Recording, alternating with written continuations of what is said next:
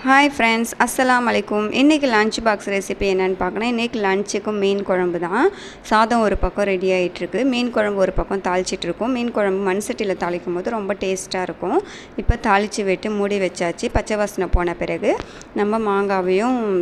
மீனையும் ஆட் பண்ணிப்போம் ஆட் பண்ணி சிம்மில் வச்சுருங்க ஸ்பீடாக வச்சிங்கன்னா குழஞ்சிரும் அது ஒரு பக்கம் ரெடி ஆகிட்ருக்கும் சாதமும் வடிச்சாச்சு அதுக்கு இடையில் மீன் பொரிச்சிட்ருக்கோம் ஷூட் பண்ண முடியல என்னால் அதுக்கு இடையில் நான் நட் ஜூஸு நைட்டு ஊற வச்சுருந்தேன் டேட்ஸு பாதாம் பிஸ்தா முந்திரி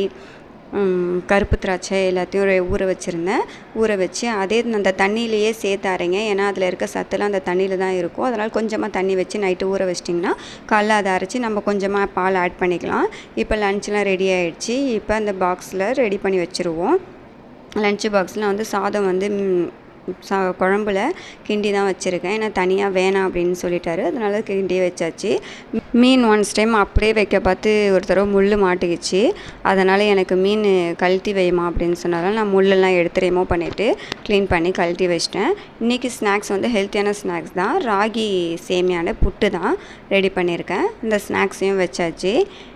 இன்றைக்கி லன்ச் பாக்ஸு ரெசிபி ரெடி ஆகிடுச்சு உங்கள் வீட்டில் என்ன லன்ச்சுன்னு சொல்லிட்டு மறக்காமல் கமெண்ட் பாக்ஸில் சொல்லுங்கள் நம்ம ரெசிப்பியில் எந்த ரெசிபி உங்களுக்கு பிடிச்சிருக்குன்னு சொல்லிட்டு மறக்காமல் கமெண்ட் பாக்ஸில் சொல்லுங்கள் பிடிச்சிருந்தால் லைக் பண்ணுங்கள் ஷேர் பண்ணுங்கள் சப்ஸ்கிரைப் பண்ணுங்கள் அஸ்ஸலாமு அலைக்கும் பாய் பாய்